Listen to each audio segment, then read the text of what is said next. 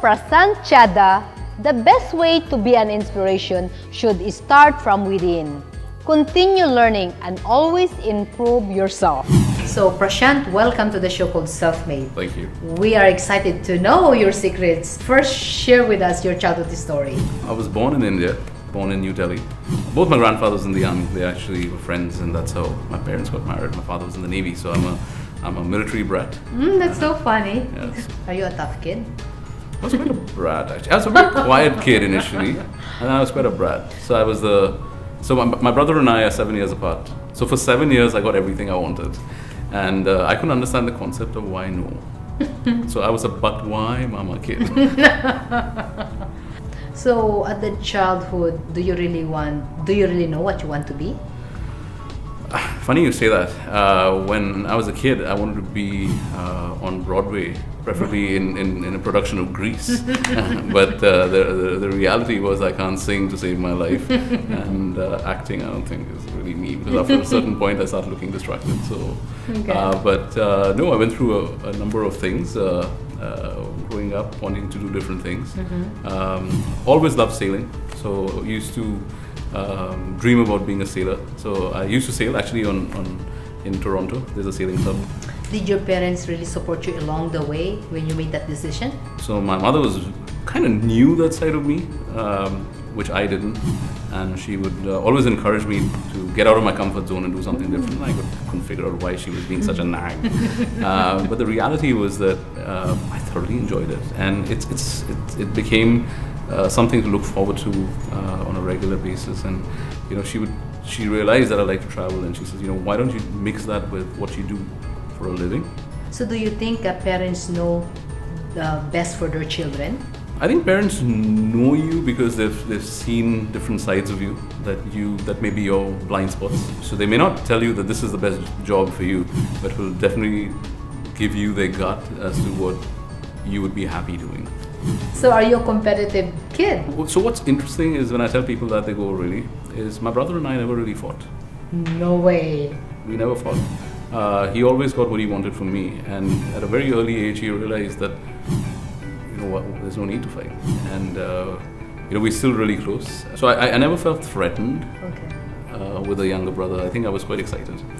So what was the biggest challenges you experienced in life? It was that transition of moving out of your comfort zone, and owning your career, because you always look up to your employers. Yeah.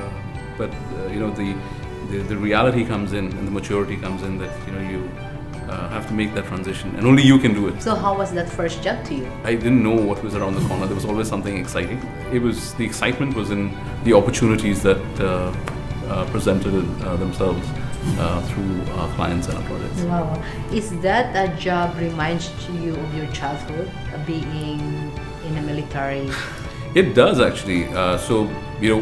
With a joke with being a military brat is you pack and you move. Yeah. You unpack and you're ready to pack again. Not just from a role perspective, but also a cultural challenge to go in and learn something. Yeah. Isn't that exciting? So being immigrant in Canada, what's that to you? It was very, very exciting. The first few months was tough, and it teaches you that there's this family beyond the family. It's your friends, who are that rock that ensures they're with you. And the first 6 months was difficult.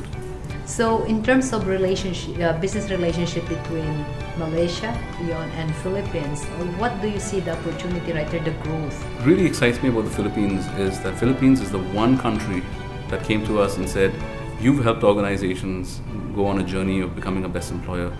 Why aren't you here? So we had to come down, not forced, very happy, and actually share that. And the audience that we shared it with was very appreciative of the information and the data that they received. And many of them have actually embarked on that journey in a really, really quick period of time. Do you think Filipino has the talents to really perform with your expectation, you guys? Definitely. There's no doubt in my mind, just with the desire to learn. I mean, think about it. Philippines is the only country that I know of that has come and told us, why aren't you doing a best employer program in the Philippines?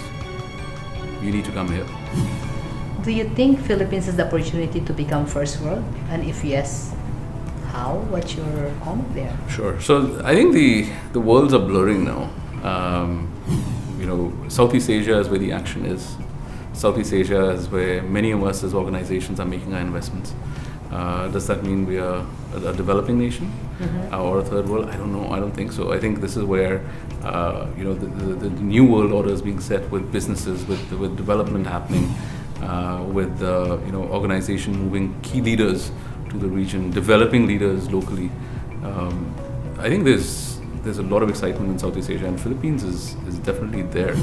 A lot of countries are trying to look at the model the Philippines has used to be successful from a BPO industry. They're coming from other parts of Southeast Asia to say, how do we do this? They're sending folks to the Philippines for language classes to ensure that they can have the same standards of quality and expectations for their employees within their country. So there's a lot of excitement, and quite frankly, as a consultant, it's really encouraging to be here, because you can actually see the work that you're doing take form. So why should investors invest in Philippines? Let's try and take advantage of the skills that we have in the country. The proven track record in terms of success that organizations have had. So I would think that it's a very strong path. Wow, very nice. Huh? So what should the Filipinos improve to really encourage these investors to really come here? So the thing that I've heard from clients is this whole best employer story. What do we focus on to ensure that our people are ready for that change? Yes, exactly. So it's more about understanding, areas that we all need to develop, irrespective of the level we are at, and ensure that we are continuing to grow.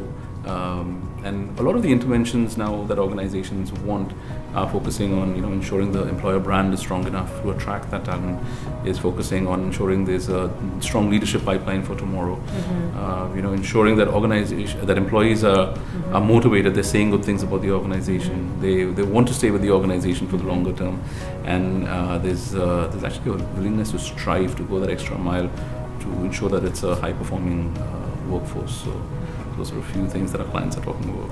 All right, thank you very much. You touch me. Huh?